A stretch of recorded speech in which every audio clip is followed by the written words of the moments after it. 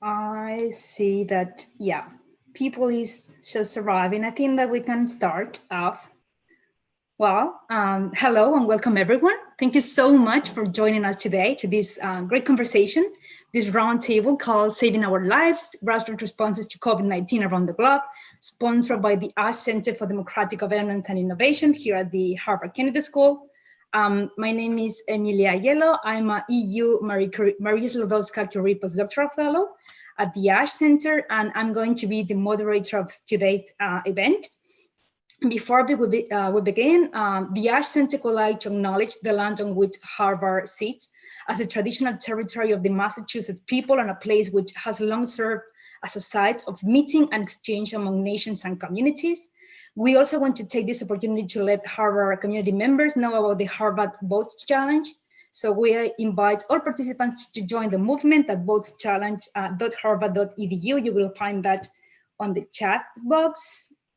So on behalf of the AHEL community, I would like to say that we really appreciate that you take out time out of your day to join us, being in some of the places of which you are right now, which is late at night. We had a great response so far. I know that more than 190 participant registers for the event, joining from different places. So I guess that this is what Zooms make possible, which is great. We have an exceptional panel today. Each of our participants have been working very hard with their communities, especially during the last months, to support and equip them to navigate these very turbulent times. So it is our honor to have them join us this afternoon, and I'd like to briefly introduce each of them. We'll start with Nisreen Ahmad. Nisreen was a fellow at the AHEL Center. She's the co-founder and co-director of AHEL and Muhammad's Reach to build leadership and support communities organize collective action for justice and freedom in the Middle East. After studying here with Marshall Gans, she spent 8 years providing coaching to 16 grassroots campaigns in Jordan, Palestine, Lebanon, and Syria. And from 1992 to 2007, she was one of the legal advisors to the Palestinian negotiating team in the peace talks with Israel. So welcome, Nisreen. Thank you, Emilia. Art Reyes. Art is a founding executive director of With the People.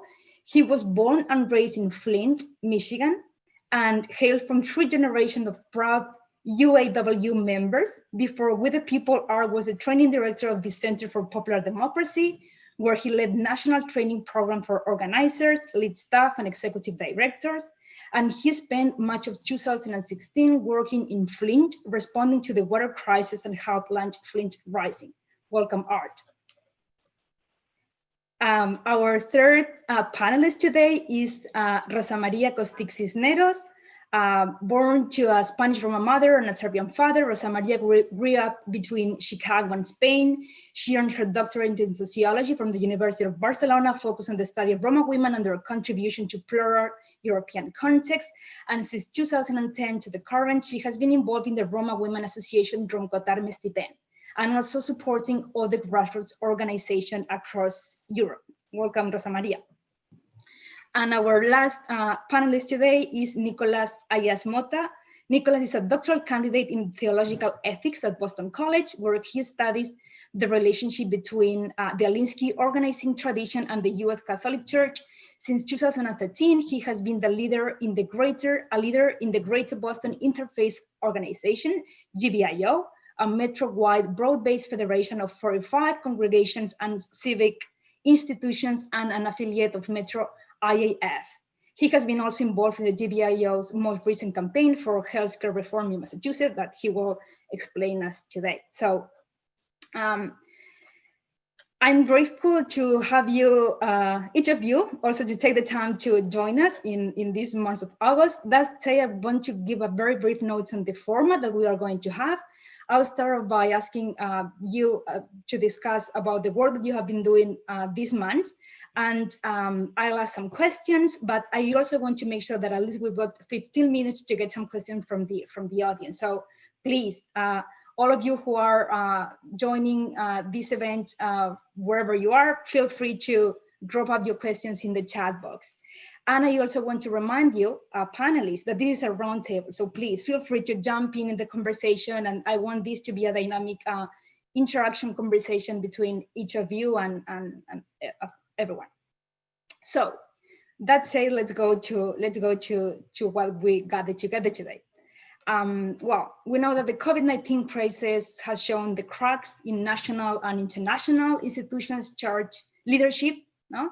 Charged with providing this coordinated response to the pandemic. This is no news for any of us, especially taking into account that solely in the US, this week we had 3 million confirmed cases, and there have been more than 20 million confirmed cases globally.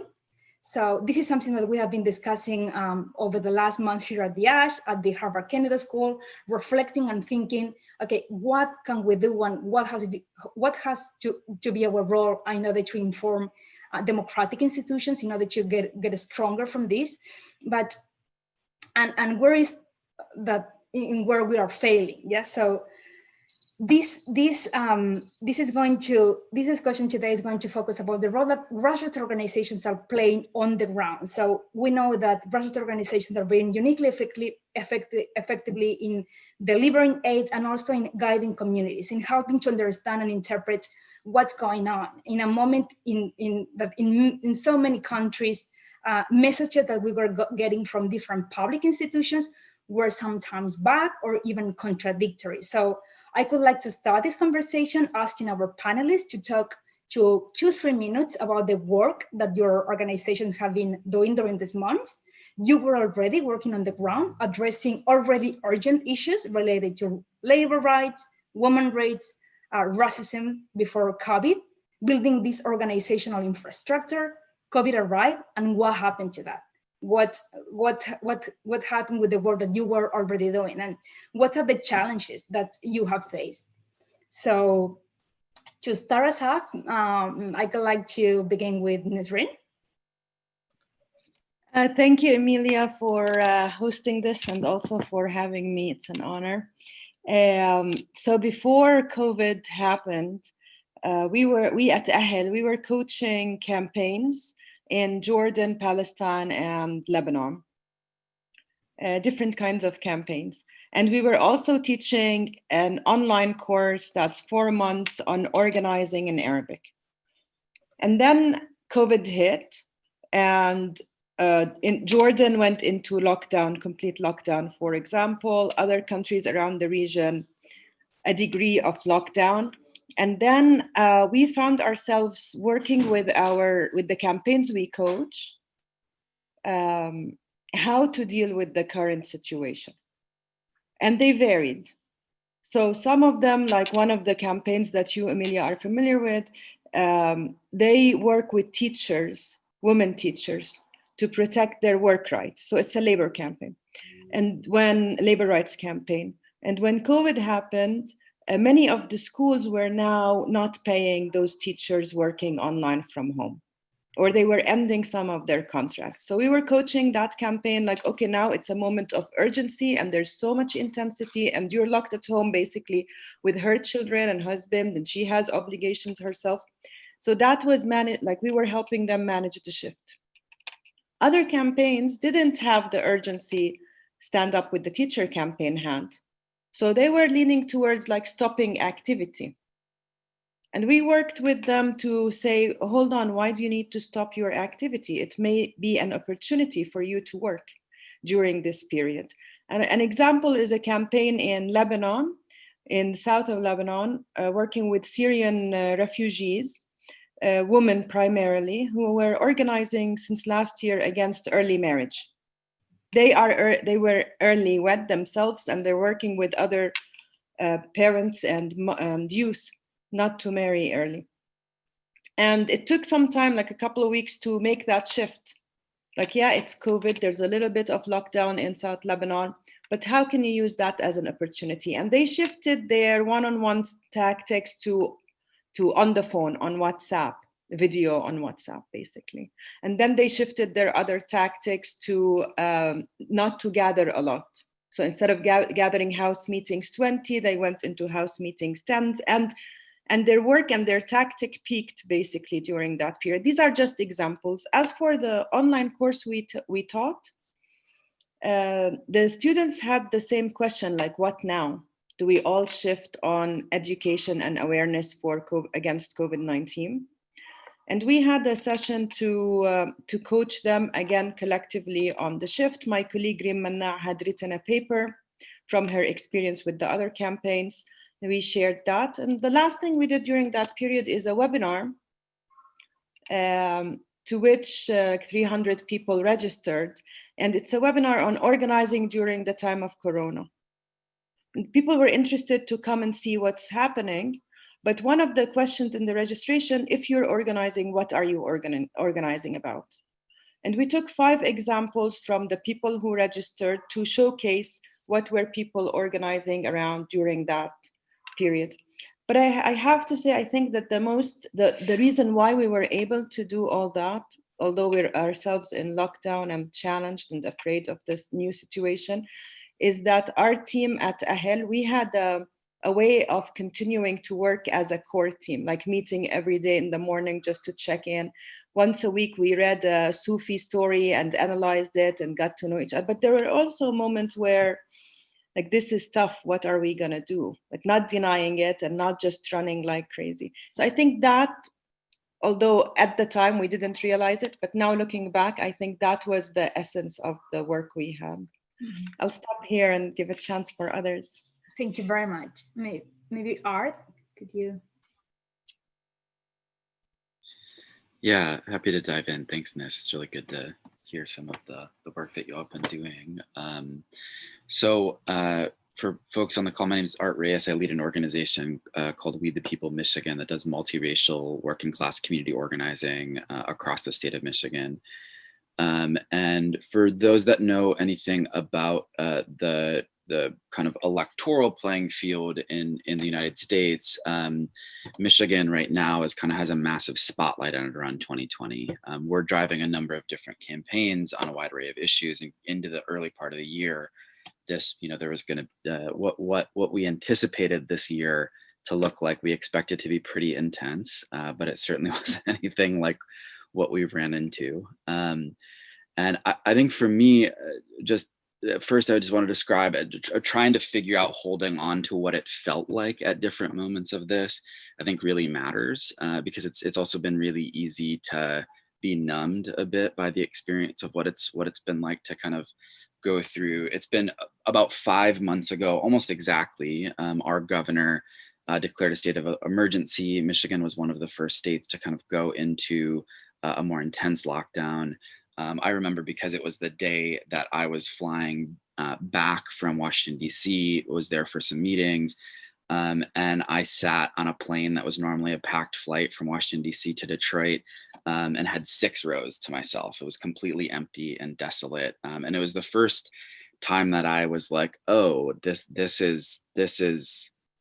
feels very strange and very scary and very different. And we had expected like, okay, we're going to all stay home for a few weeks, a month and a half, maybe, and then we'll get back to kind of our business as usual.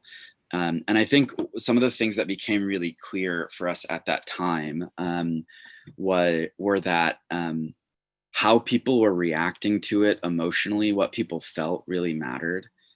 Us being able to find the space to meet people where they were and what they were feeling kind of going into these moments became really important. We worked, I'll share some of it a little bit later, but we worked to kind of assemble a massive coalition called MI COVID Community with a number of other grassroots organizations across the state to begin thinking pretty intentionally about what it looked like to do some of the organizing. But I think for me at the beginning, it was like, okay, it became clear there's a bunch of campaign plans that we had to scrap. Became very clear to me that, one of my sisters who's a waitress at a restaurant that was shut down was trying to figure out how she was going to pay for groceries for my little nephew.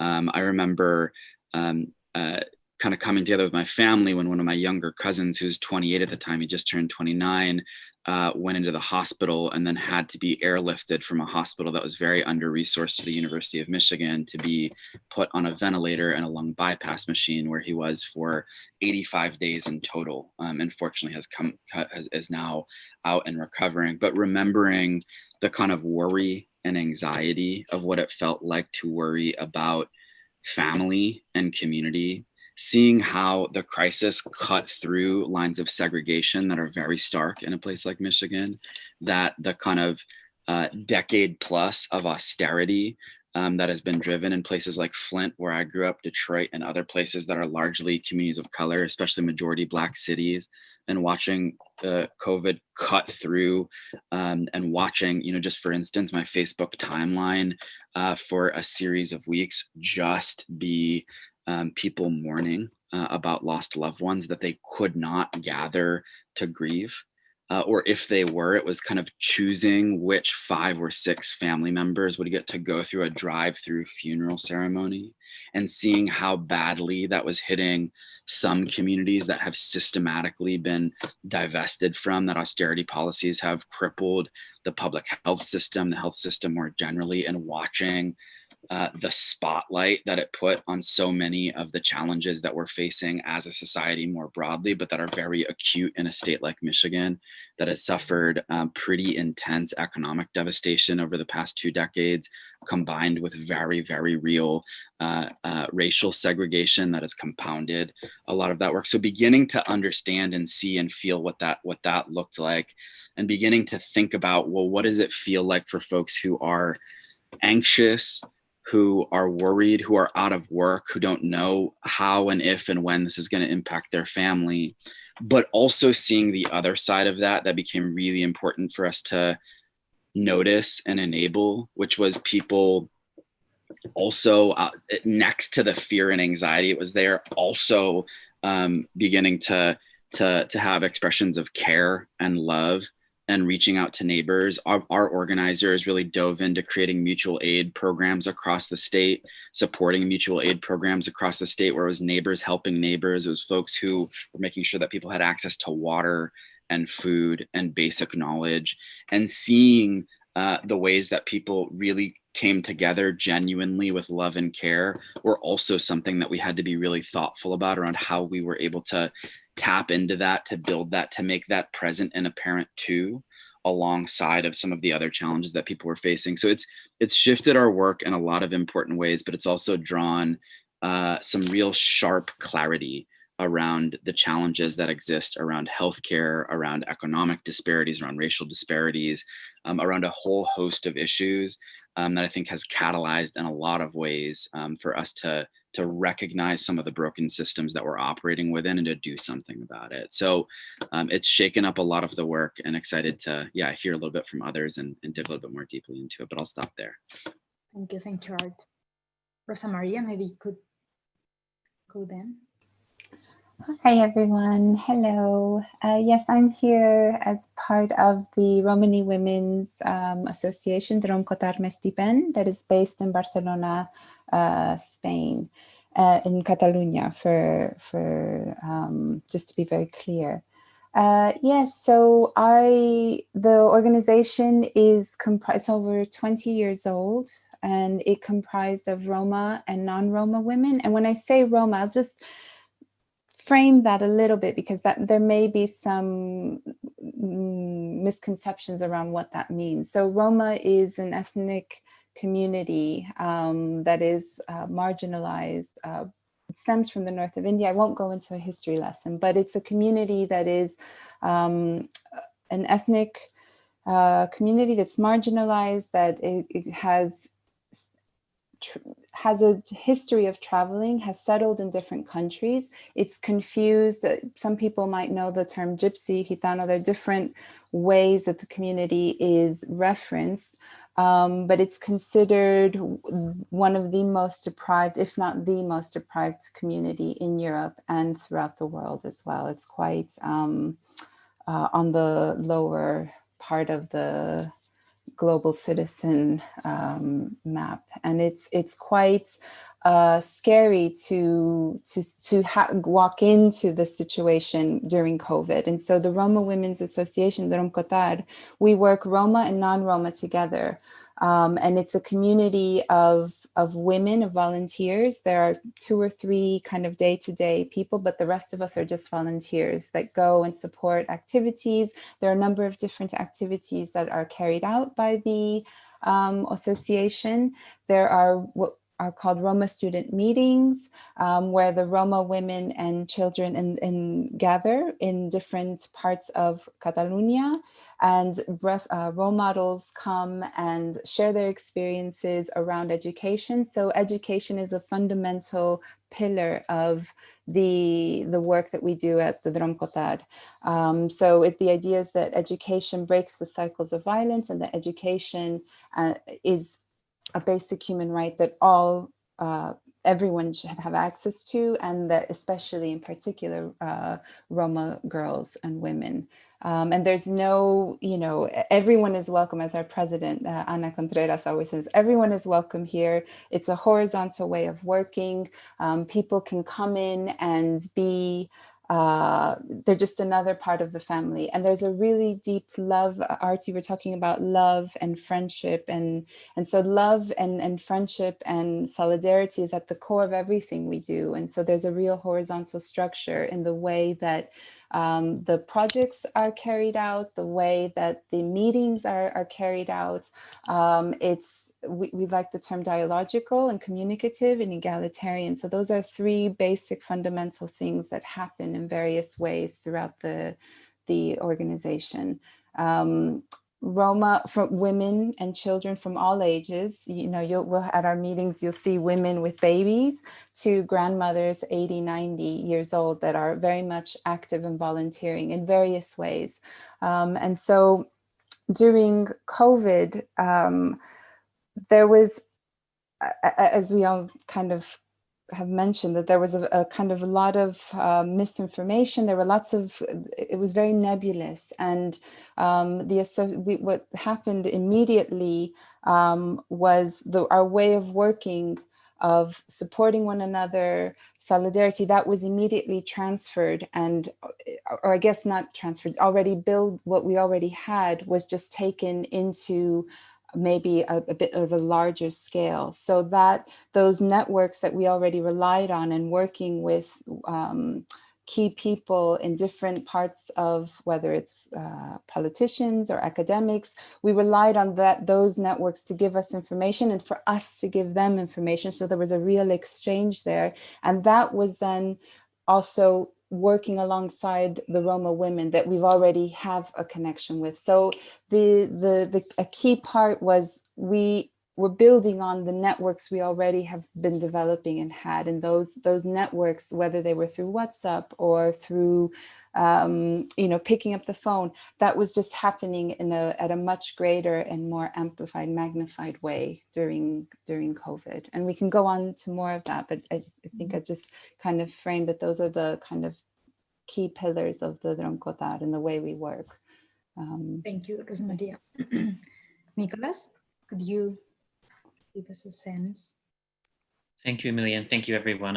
I've really appreciated hearing all you've shared so far and found a lot of points of resonance. So just a reminder to folks on the webinar, my name is Nicholas Hayes-Mota. I work with an organization called Greater Boston Interfaith Organization, GBIO, which is a network of 45 member institutions, mainly congregations in the Metro Boston area, that intentionally bridges race, class, religious, and geographic lines. So we strive to be as representative of the community of Greater Boston as we can. And we're a multi-issue organization, so we don't have a particular issue agenda that defines us over time. Rather, we choose issues in accordance with what our members deem the most high priority and politically actionable issues at a given moment. And so when the COVID crisis hit, we were in the midst of two campaigns that we'd been working on for about a year. One was a healthcare reform campaign. Although we're a metro organization, we're in the Boston area, we function also as a state organization because so much power in the state is concentrated in Boston, and we're able to leverage a lot of our own power to make state level policy change. So it was a statewide healthcare reform campaign, and we've been involved in healthcare reform since 2004. We'd had multiple campaigns. We were instrumental in passing what came to be known infelicitously as Romney Care in Massachusetts back in 2006. And so that was one of our signature issues, and this was the latest incarnation of it. But then we were also in the midst of what we called a refounding, which was an attempt to really rebuild our organization from the ground up by recruiting new member institutions, and particularly recruiting institutions from communities not currently represented in GBIO or underrepresented. So we were particularly eager to recruit from some of the many immigrant communities that belong within the city to strengthen our leadership of color and our low-income leadership. So in the midst of that, COVID was extremely disruptive. And I remember the week of, I think it was March 9th, which I called the week of perpetual replanning, because everything kept on getting upset and planned again and then thrown out the window within 24 hours. That was the last time I was at the State House, and the State House felt like a ghost town, which was kind of an eerie experience. The halls were empty. There were only a couple of workers in the cafeteria, and then the one congressperson we met with that day. They were the only people I saw. And we were trying to figure out how to take our healthcare campaign forward. And the message we got clearly from the rep we met with was, we really have no idea how this is going to transform the political terrain in the state. It's not clear that the state budget will pass. And indeed, the state budget was delayed for months because of what happened.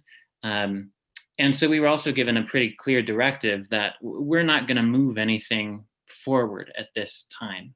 And so not only did COVID disrupt our members, but it disrupted the political arena in which we were working. So that was really important. But then meanwhile, we're a congregational organization principally. And so every one of our congregations within that week and the following week faced the difficult challenge of figuring out, how do we go on with this? Do we stay open or not? Almost everyone had to shut down by the end of the month, but that was a protracted, difficult process.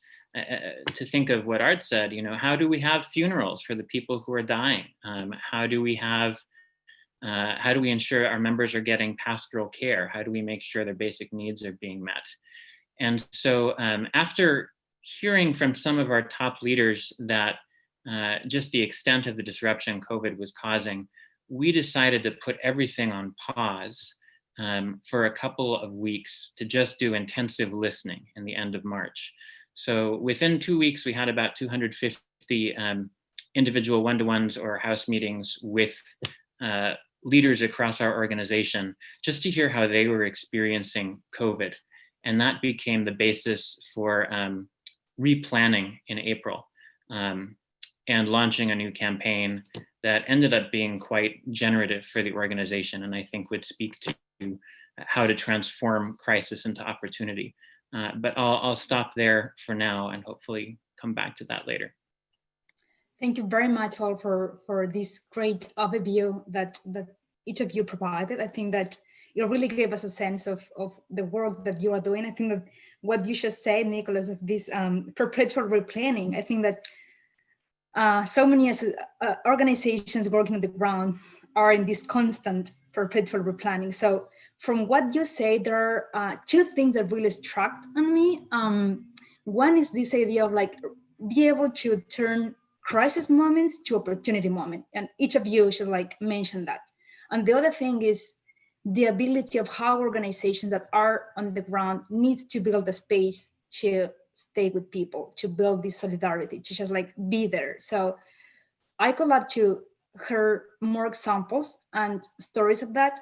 Also reflecting on to what extent do you think that the type of leadership that grassroots-based organizations are doing on the ground is something from which we have to learn of. So each of the three organizations, but also Nicholas, GBIO, also guiding and providing guidance to the congregations that are part of the broader organization. So maybe we can start Art, Rosa, Nisreen, and Nicholas, or feel free just to, as I say, feel free to jump in to talk and.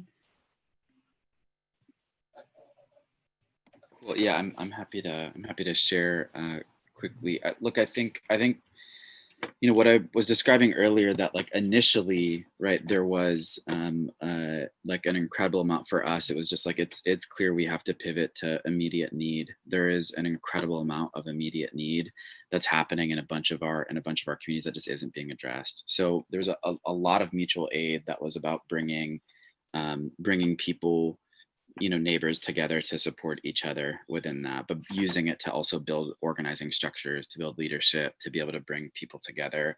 And there was a vast array of how that looked in different parts of the state. Like I mentioned before, you know, part of that was like beginning to form a big coalition of a number of grassroots organizations across the state. We took about a month to say, first, if we're actually going to do this, we need to have some of the relationships in place, build clear structure. So we began to build out a series of committees, you know, including a committee for all these mutual aid efforts that were popping up to support each other with resources and learning, you know, people who were thinking about how are we thinking about the policy implications of all of this. You know, we really worked to, you know, in some cases push the governor or work with the governor to pass a series of executive orders, some of which are still intact. It's an ongoing fight.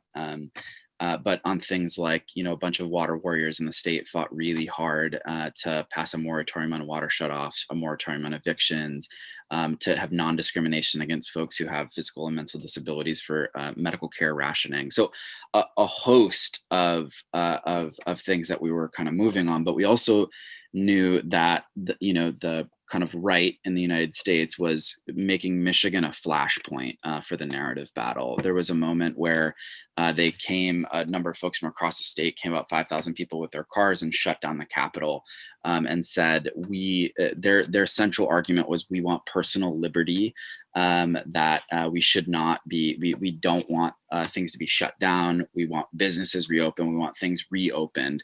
Initially was some of that argument, which was compounded by how racialized the early you know, instances of COVID hitting the state. We've now had about 100,000 cases in Michigan. We've had nearly 7,000 deaths in Michigan alone.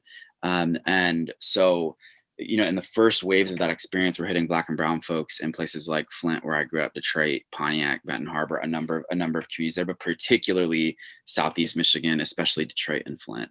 So that we saw that. And so we had, you know, all of these folks who were showing up, and we knew together that like we actually needed to make sure that we were fighting back on this broader narrative battle, that we knew largely the way that people were reacting in the state were not doing things like, we shouldn't have to wear masks, we want businesses to reopen. Most people were actually taking care of each other, taking care of neighbors, reaching out to family, and doing some of that. So one of the things that we ended up doing, I'll just show a very quick 2-minute video just to give a little bit of the spirit of it, and then I'll wrap up. But as this was kind of reaching a pitch, what we decided was we were going to do a digital week of action, where we're hosting kind of collaboratively across the state, which is a very large state geographically, kind of digging in on a number of different issues that were facing us, to make sure that we were bringing in communities, that were expanding leadership around it, but we were taking the fight to the state legislature, and we had to have a culminating event. So there's actually somebody who I met through Marshall that had just done in Australia kind of a 9-hour long, what they call the digital picket in Australia with the labor movement. So they sent us a bunch of their materials, and we decided, you know what, we're going to do kind of a digital day of action. We called it the People's Telethon in Michigan, as a way to get people engaged and to counter this narrative. It was intended to share stories, to build relationships, to make sure that we were reflective of what the future actually is in a place like Michigan, multiracial, across communities, people standing together, supporting each other, but also a call to action and saying we have to be pushing these key members of the state legislature right now who are making decisions about whether or not our folks will be taken care of. And we did an 8-hour long thing. It was very intense, but we did a 2-minute long recap of it. And I just want to share it because it captures the spirit of what it is that we think is really important to,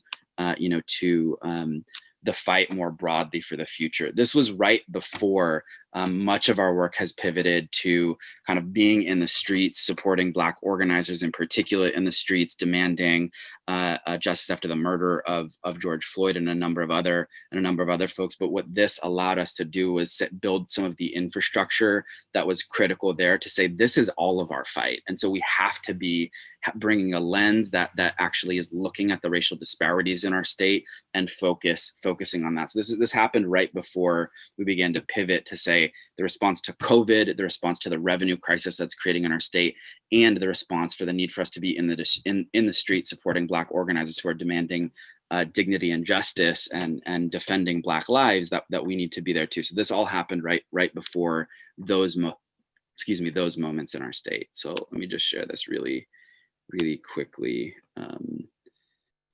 here. Okay.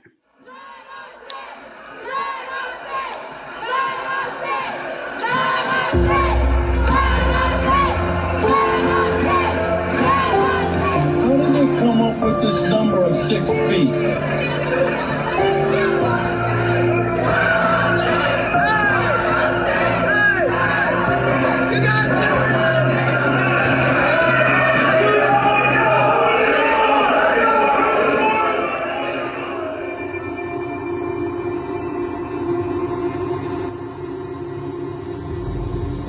How do you heal wounds that stay open?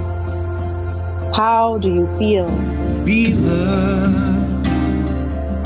Be loved. So easy. You don't have to pay a lot of attention. I put the scale in the pan. I have some punches. The second little bump, and you're gonna stick your hook in. Your stuff out. No, don't put anything in. Nothing. Yeah. Well, what are the chances of social distancing in the women's prison? 0. Unfortunately, the inequality and discrimination that has always existed have been highlighted. We have been excluded from all protection benefits.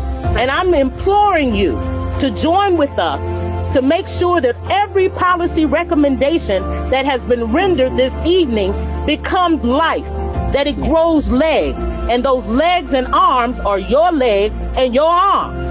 So I'm excited about the opportunity that we're not going to let this moment of harm and death and destruction define us, but we're going to make it a catalytic moment that takes us from trauma to transformation. And those aspirational demands are imaginable. We hold the power. You hold the power. Thank you one last time for joining the Big webinar. action. Thanks, everybody. All right. Adios. Thank you, Art, for that. That really give us a sense of the work that the people is doing. Just to Rosamaria, maybe you could also give some insights, especially explaining the virtual activities that we know that Drom Kotar has been doing, and also want to hear a little bit from Nisreen then. Sure. So I think it's important to say that the Drom Kotar, the Roma women and the communities that we are supporting and collaborating with as well are the most marginalized in the city. So they're the families that teach, or not teach, that go to the markets and that are, really, because you were talking about, Art, the families and, your sister working as a waitress and how all of that was stopped. So again, that economic hit on top of the fear and the health was very much a part of the Roma families that we were, for everyone that we were seeing and working with. And so the activities that we organized, we were quite lucky in the sense that we have already an infrastructure that already has this way of working directly, and that the ethos of the Drom Kotar, it's not only about looking at the problems but the solutions. So through the conversations and through this network and way of working, those solutions are always emerging. So if there's a problem in this area, so what are we doing to organize as Roma families? And those things have always been presented at the table. So in this instance with COVID, that way of working was already there. So it was easy to translate it to a digital environment. And immediately, okay, the schools shut down. Well, the families, the Roma families, we took our kids out of the schools immediately before it was official that it needed to go into lockdown. So schools and books and papers and all of that was left at the school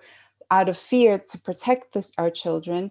But in that, there was still that need and desire, well, we want our kids to learn. We don't want them to fall behind. And so Drom Kotar heard that and said, well, fine, we'll set up online classes. So every day classes were held with the children, with the families. And so, and even if they didn't have a pencil and a paper to write on, it didn't matter. That was still, the families were still organizing and education was happening. Another example, earlier I referenced the Roma student meetings, where we have a role model. And typically these happen where the women decide a neighborhood and we self-organize and people come and listen to the examples, to the role models, and then that's discussed and then solutions are put on the table for the current problems. Well, that couldn't happen body to body, but it had to happen digitally. And what we did was this Roma student digital meeting, what we call the Trovada, was specifically around education and health. Just because there's a pandemic doesn't mean we're going to forget about our education. We still, want to consider that. And so 17 different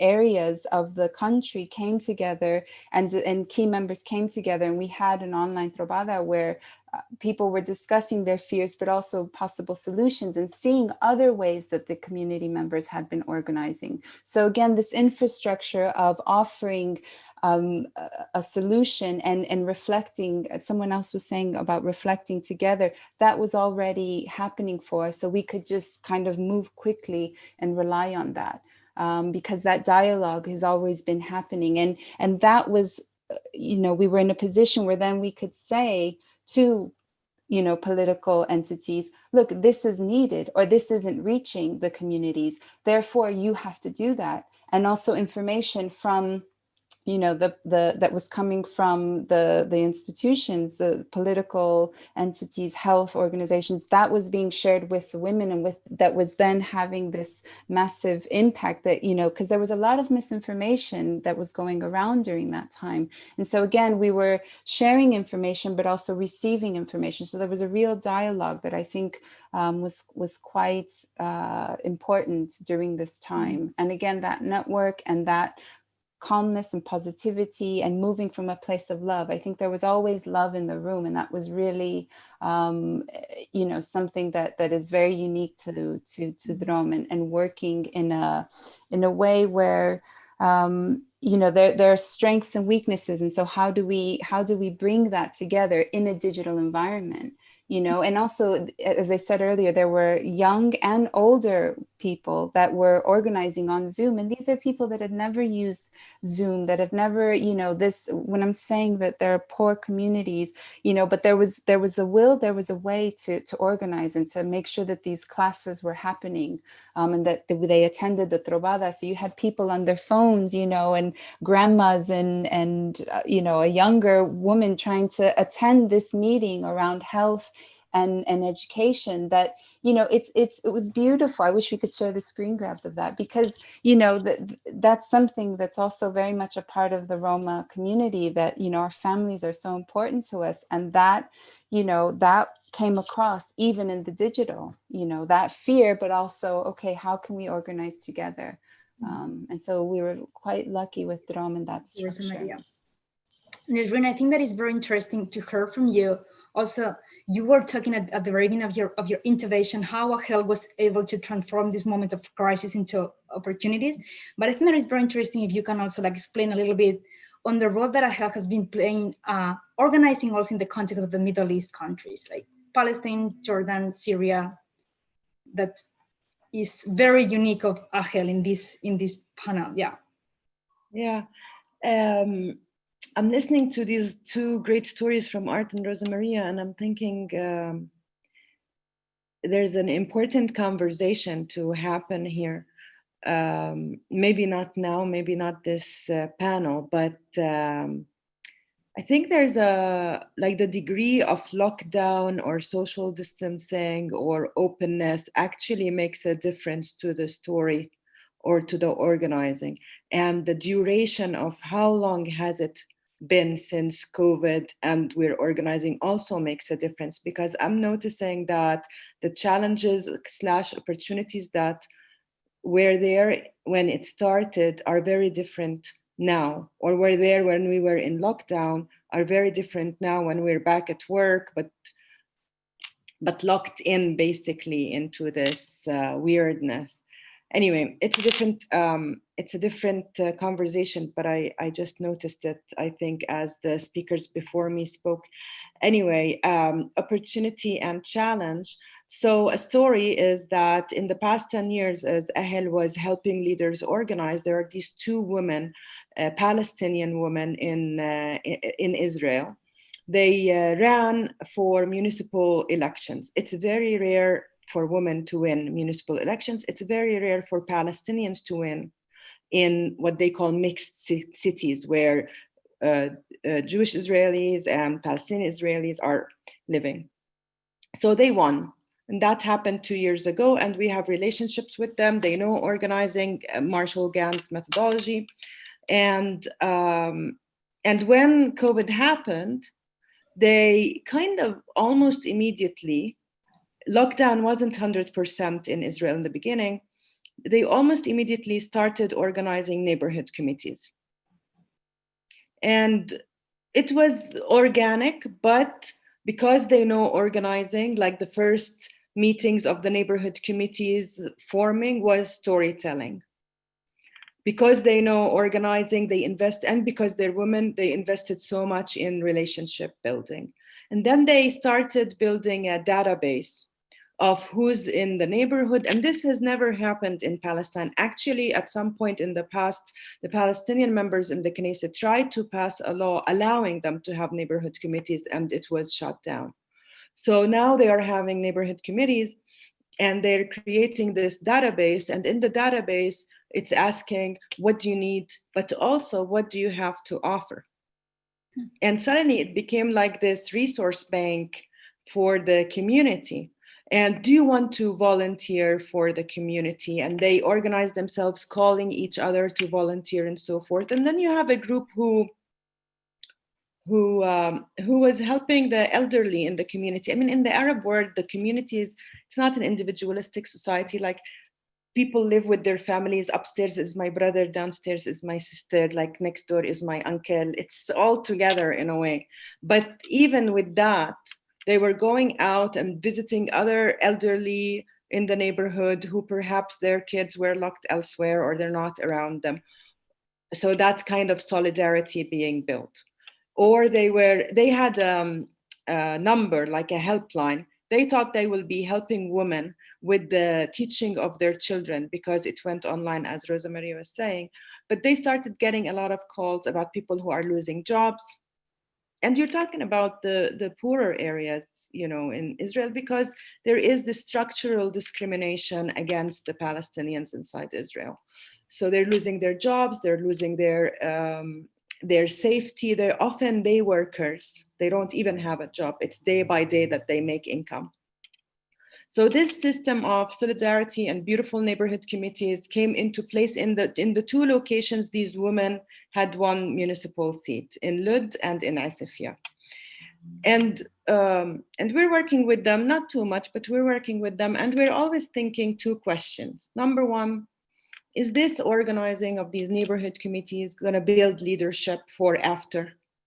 Or is it just like when the Egyptian revolution happened, you had neighborhood committee, or now, unfortunately, with the crisis in Lebanon, neighborhood committees are coming to the rescue, but will they stay, or will they have a longer vision?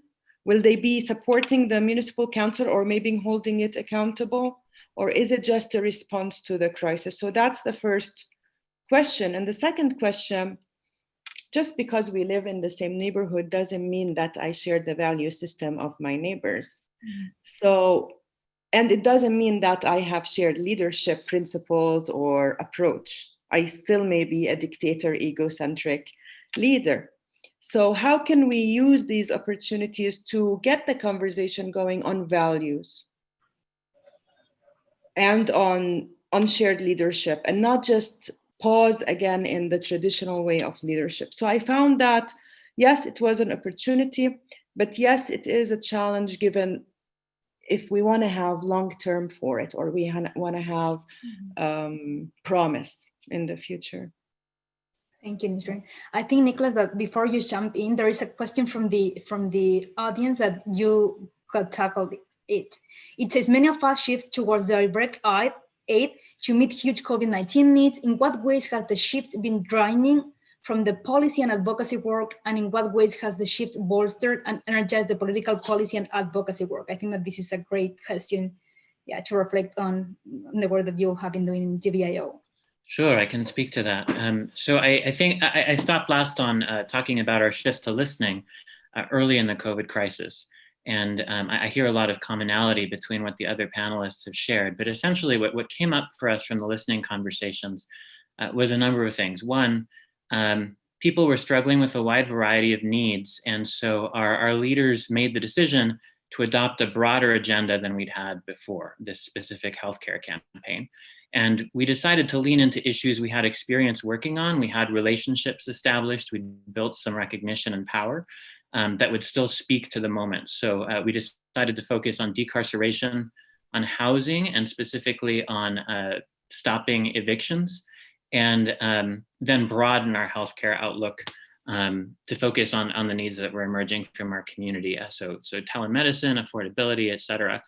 And we also recognized that there was a need for the faith community to step into a prophetic role at that time. And so we decided to try and mobilize some of the new leaders we'd engaged through our membership building, our refounding campaign, around a letter to the governor on behalf of the faith community of Massachusetts. And it ended up being a very effective tactic because on the one hand, it allowed us to engage a lot of new leaders and to move those we'd already begun to engage further into leadership. But then we were also able to come to the governor and say, look, we represent a very large, diverse constituency here.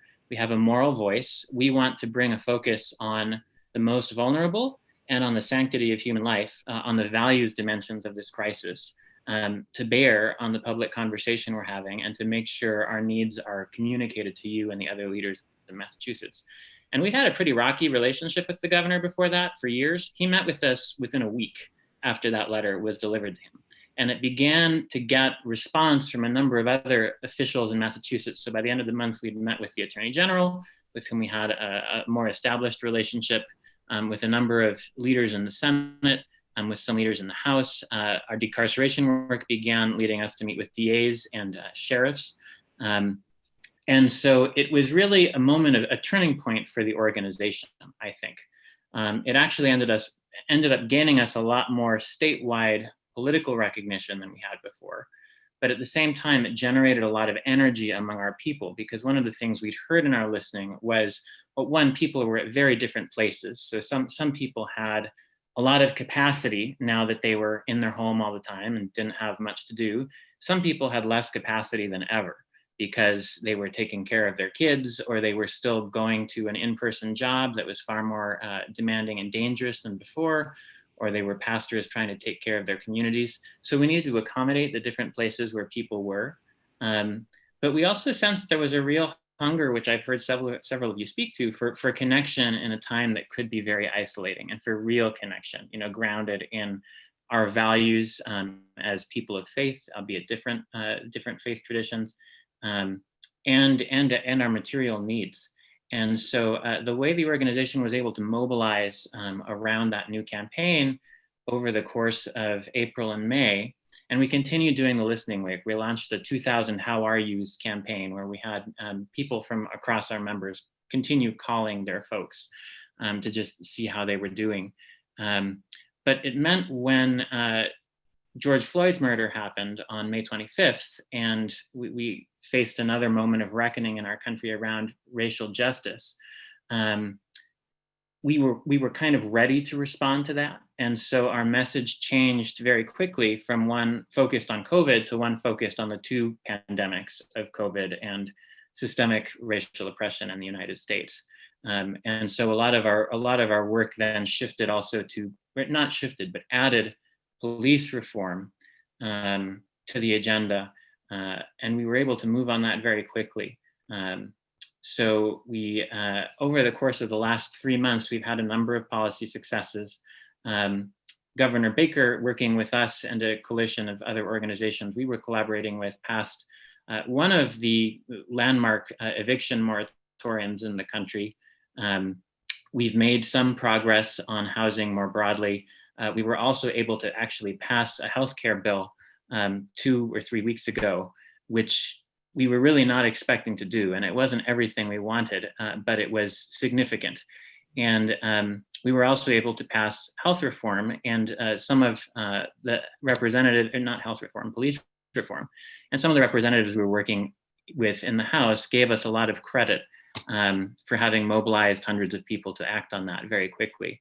And so I would say, you know, the experience of crisis generated an urgency among a lot of people to act.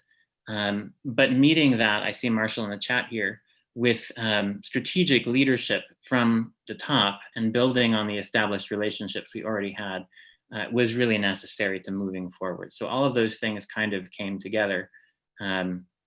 And we're currently trying to figure out where to take it in the fall. Mm-hmm.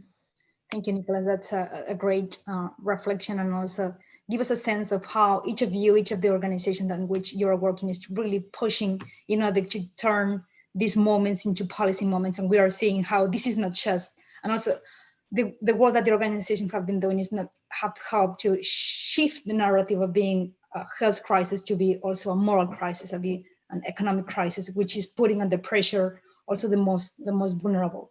I've been gathering questions that were from the audience, so it's not that I haven't asked them to you. I think that you have answered to them.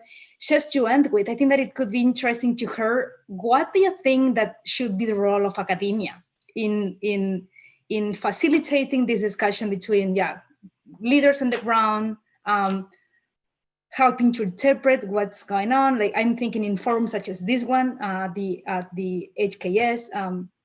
So like final thoughts on that to close this event. I don't know who wants to jump in first. Rosa, yes? Yes, I think academia has to play a major part of this role, especially reflecting on what Marshall said around strategy and organizing and thinking about long-term.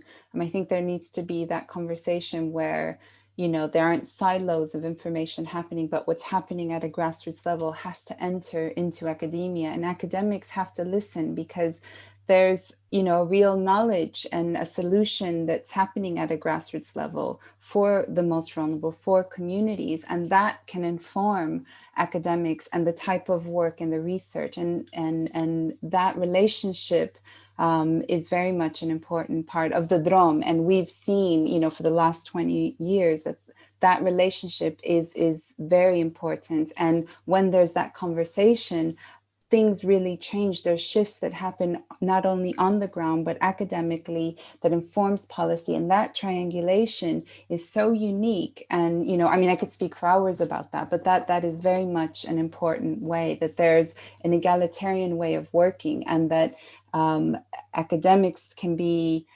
listen as well to the grassroots communities, because there's a lot happening there, and that knowledge is important, and that creates new knowledge. And that also is a way of thinking about the future.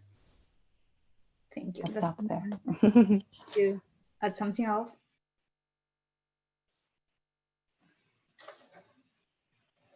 Okay, so I think that we are on time. Thank you, everyone. We are at the very end of our session. I could like to, thank you everyone to be joining us today. And there is a long road ahead, and I really hope that we come out from this crisis stronger. I think that is beautiful what you have explained, and also very important, being creative, resourceful, and also pushing institutions to really things done. Thank you to all of you. Be safe, and I hope seeing you soon in person.